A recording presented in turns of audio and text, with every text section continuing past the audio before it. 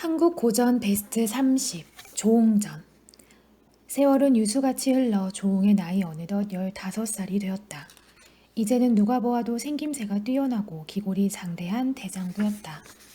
하루는 조홍이 오친을 뵙고 아뢰었다. 소자의 나이 15살이 되었나이다. 대장부가 세상에 나서 한 곳에서 보낼 것이 아니라 천하를 두루 다니며 세상 구경도 하고 서울의 일도 알고 싶사오니 허락하여 주소서. 왕부인은 듣고 크게 놀라 거듭 말했다. 말리 타양에 와서 오직 너만을 믿고 살아왔는데 어찌 이 어미를 두고 떠나려고 하느냐. 네가 떠나겠다면 이 어물도 같이 가겠다. 조홍은 더 이상 여쭙지 못하고 스승인 월경대사에게 의논을 드렸다. 제가 모친께 세상에 나아가 역적의 소식도 듣고 그간의 형편을 알고자 했더니 꾸중만 들었습니다. 부디 스승께서는 어머님의 마음을 돌리시어 제 뜻을 펴게 해주십시오. 월경대사도 더 이상 가르칠 것이 없다고 생각하던 중이라 쾌히 응낙했다. 그리하여 며칠 뒤에 왕부인을 찾아가 조홍의 뜻을 아뢰니 부인은 벌써 안색이 어두워졌다. 대사님의 말씀이 옳습니다만 웅의 나이 아직 20도 안 되었는데 어찌 홀로 보낼 수 있겠습니까? 월경대사가 웃으며 말했다. 부인께서는 어찌 그리 약한 말씀을 하십니까? 빈승이 웅의 기륭을 짐작하지 못하면 절대로 내보내지 않을 것입니다. 왕부인은 그래도 마음을 놓을 수 없었다. 만약 대사님의 예측이 빗나가면 어찌하겠습니까? 그건 염려하지 마십시오. 빈승이 웅의 일생을 짐작하는 것쯤은 감히 장담하겠습니다. 이에 부인은 마지못해 허락했다. 조홍은 크게 기뻐하여 이튿날 아침 모친과 스승 그리고 여러 종들에게 하직 인사를 올리고 산에 내려왔다. 몇 년 만에 세상에 나오니 조홍은 기분이 날아갈 듯하여 조금도 두렵지 않았다.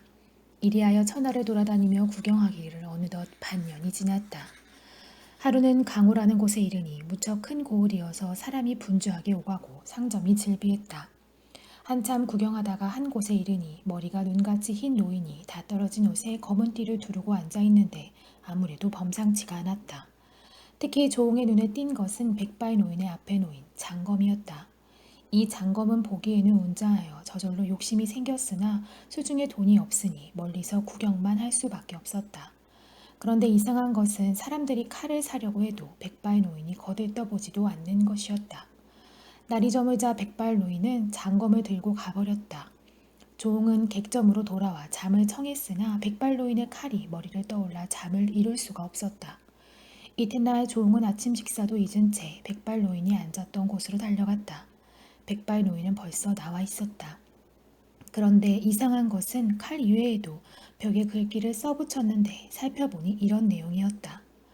화산도사의 한쪽 소매가 무거우니 행색이 칼 파는 노인 같다. 사람마다 칼값을 물으니 노인이 이르되 내 기다리는 자 있도다.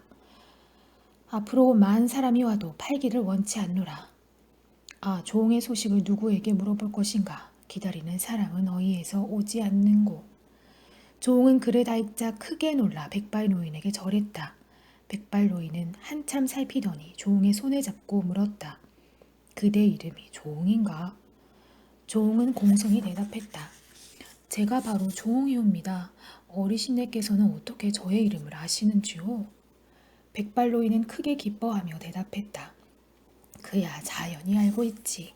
하늘이 복음을 주시었으므로 임자를 찾아내고 온 천하를 두루 돌아다니다가 얼마 전에 큰 별이 강호에 비쳤기에 이곳에 와서 기다렸다. 어제 그 별이 더욱 비침으로 자네가 나타날 줄 알고 글을 써서 알렸다. 하면서 복음을 주었다. 조홍은 복음을 공손히 받아 살펴보니 길이가 석자요. 그 가운데는 금빛 글자로 조홍검이라고 뚜렷이 쓰여져 있었다. 조홍은 머리를 조아리며 입을 열었다. 귀한 복음을 주시니 이 은혜를 죽어도 잊지 못할 것입니다. 이 복음은 그대의 것이다. 다는 나만 전해주었을 뿐이니 어찌 은혜라 할 수 있겠는가? 백발 노인은 말하고 나서 자리를 털고 일어섰다. 그대의 앞길은 창창하니 부디 큰 공을 세우라. 조홍은 무척 섭섭해하니 백발 노인은 다시 말했다. 여기서 남쪽으로 700리를 가면 관산이라는 곳이 나오는데 그 산 중에 천명도사라는 분이 계시다. 네 정성이 지극하며 만날 수가 있으니 어서 여기를 떠나거라. 하고 홀연히 사라져 버렸다. 조홍은 백발노인이 가르쳐준 대로 남쪽으로 떠나 며칠 만에 관산에 도착했다. 산중으로 들어가니 깎아 세운 듯한 절벽 밑에 아담한 초가집이 있었다. 그리고 주위에는 맑은 연못이 있어 연꽃이 만발하고 이름 모를 새들이 지저귀고 있었다. 주웅이 들어가 사람을 찾으니 흰 수염을 가슴까지 들이운 신선 차림의 천명도사가 기다렸다는 듯이 나와 맞이했다. 조웅이 엎드려 절하고 배우니 천명도사가 크게 기뻐하며 이르기를 네, 너를 기다린 지 오래다. 하늘의 뜻을 따라 내 너에게 모든 것을 가르칠 것이니 힘써 배우라. 학원을 조웅이 제자의 예를 베풀고 그날부터 열심히 공부하기 시작했다. 먼저 육도 삼약을 익힌 다음 천문지리를 담은 천문도를 배우니 조홍은 눈앞이 트이는 듯하여 침식을 잊고 자기의 것으로 만들었다. 하루는 해가 뉘엿뉘엿 질 무렵쯤에 갑자기 거센 바람이 크게 일어나고 벼락치는 소리가 산중의 고요를 깨뜨렸다. 조홍이 놀라 천명도사에게 까닭을 물었다. 스승님, 이게 무슨 변입니까? 천명도사는 빙그레 웃으며 대답했다. 이 산중에는 한 마리의 천마가 있는데 어찌나 날쌔고 용맹한지 구름을 부르고 바람을 일으키는구나.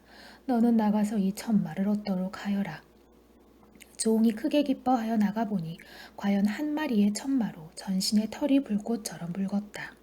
그리고 절벽 사이를 비호처럼 뛰어다니는데 바람 소리가 윙윙 날 지경이었다.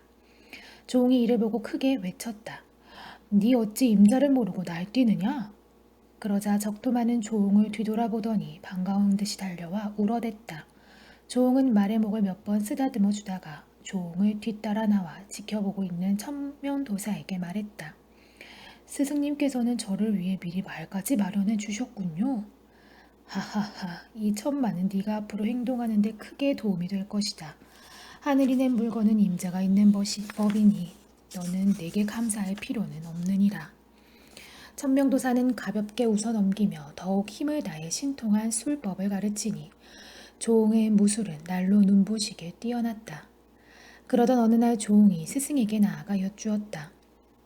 어머님을 객지에 두었고 오랫동안 뵙지 못했으니 잠깐 찾아뵈옵고 오겠습니다. 천명도사는 허락하고 빨리 돌아오라고 말했다. 조홍이 하직하고 적토마에 올라 한번 채찍질하고 바람같이 달려갔다. 어느새 700리 밖의 강호에 이르러 한 객점에 들어가 쉬었다. 이 객점은 위나라 장진사의 집인데 진사는 일찍이 죽고 그 부인이 홀로 딸 하나만을 데리고 사는 집이었다. 그 진사의 딸이 인물도 아름답고 학문에도 뛰어나 인근에 소문이 자자했다. 딸이 인물도 아름답고 학문에 해서 그 모친은 딸에게 어울리는 훌륭한 신랑을 얻고자 객점을 차리고 오가는 길손을 청하여 은근히 인물을 구경하던 참이었다. 이날 조홍이 들어가니 부인 계집종에게 어떤 손님이냐 물었다. 마님, 어린 나그네요입니다. 계집종은 간단히 대답했다. 부인은 크게 실망하여 딸의 나이가 벌써 16인데 신랑감이 나타나지 않으니 어찌하면 좋으냐고 안타까워했다. 조홍은 저녁을 먹고 뜰에 나가 밝은 달을 감상하고 있었다. 이때 안채로부터 꾀꼬리같이 아름답고 고운 노랫소리가 들려왔다. 조선의 나무를 베어 객실을 지은 데쓴 인거를 보려 한 것인데 영웅은 아니오고 거지들만 오는구나. 오동나무 베어 검은 고를 만든 뜻은 원앙새를 보려 한 것인데 까마귀만 지저귀는구나. 아이야, 술잔에 술 부어라. 술로써 근심이나 풀잡구나. 조홍은 자기도 모르게 노랫소리에 취해 정신이 황홀해졌다. 이에 행장을 풀어 퉁소를 꺼내어 하다파니 그 소리가 그지없이 맑았다. 부인과 딸이 내당에서 이 퉁소 소리를 듣고 매우 놀랐다. 이어 우렁찬 노랫소리가 들려오니 그 가사는 이러했다. 10년을 공부하여 천문도를 배운 뜻은 달나라의 항아를 보렸더니 은하수에 오적교가 없어 오르기 어렵구나. 푸른 대나무를 베어 퉁소리를 만든 뜻은 그리운 능을 보려 한 것인데 그 누가 이 뜻을 알리오. 아서라, 아는 이 없으니 나그네의 근심이나 위로할까 하노라. 부인과 딸이 듣고 마음이 황홀하여 중문으로 나와 살며시 엿보니 나그네의 얼굴이 비범하고 풍채가 훌륭한 것이 눈이 번쩍 뜨였다. 부인이 크게 기뻐하여 딸을 보고 말했다. 공자 같은 성인이 나심의 기린이 나고 아름다운 딸이 남의 영웅이 나는도다. 하니 장랑자가 부끄러워 별당에 들어가 숨었다. 그러다가 자기도 모르게 깜빡 졸았는데 꿈속에 부친이 나와 엄숙히 이르기를 너의 평생 좋은 짝을 데려왔으니 오늘 밤에 아름다운 인연을 맺도록 하라. 집 없는 나그네이니 한 번 가면 만나기 어려울 것이다. 하시며 빨리 나가라고 성화같이 재촉하는 것이었다. 장랑자가 일어날 때 갑자기 하늘에서 7개의 별을 입에 물은 황룡이 내려와 치마 속에 온 몸을 숨기는 것이 아닌가. 크게 놀라 깨어보니 일생에 한 번도 보기 힘든 기이한 꿈이었다. 이때 조홍은 자기도 모르게 발길이 옮겨져 중문을 열고 별당까지 이르렀다. 장랑자가 이를 보고 놀라 이불 속에 몸을 숨기니 조홍은 부드럽게 말했다.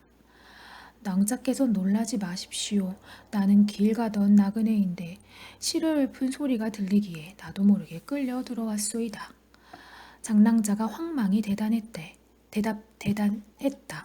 남녀 7세 부동석인데 어찌 애저를 돌보지 않고 아녀자의 방에 들어오십니까? 어서 나가십시오. 그러나 조홍은 물러가지 않고 자기의 마음을 솔직하게 털어놓았다. 낭자께서는 너무 꾸짖지 마십시오. 나도 양반의 후예이니 어찌 예절을 모르겠습니까?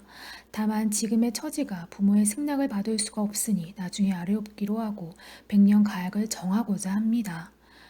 그러나 장랑자는 부끄러움에 고개만 푹 떨구었다. 이에 조홍이 낭자의 손을 이끌고 100년 가약을 맺으니 어째 천생배필이 아니겠는가. 은근한 정으로 밤을 지냈는데 날이 셀 무렵에 닭이 울자 조홍이 떠나가려고 했다. 장랑자가 하루만 더 머물어 모친을 뵙고 가는 것이 좋겠다고 붙잡았으나 조홍은 자기도 역시 모친을 천리 밖에 두고 떠난 지 3년이나 되기 때문에 하루도 지체할 수 없는 형편임을 알려주었다. 장랑자는 할 수 없이 그렇다면 무슨 신물이라도 남겨주소서 하니 조홍이 옳게 여기서 행장에게 부채를 꺼내 시한귀절을 지어주면 이 다음에 만나는 쉼표로 삼도록 했다. 장랑자가 받아서 읽어보니 다음과 같은 시귀였다. 통소로 미인의 검은고에 화답하고 쓸쓸한 방 안으로 나를 모르게 들어갔도다. 오늘 밤 어린 신랑은 누구인가? 소년 영웅 조홍이 분명하도다. 새벽 바람에 눈물로 하직하니 길이 아득하여 언제 온다 약속을 못하겠구나. 조홍이 하직하고 말을 재촉하니 장랑자는 문에 기대어 눈물만 흘렸다.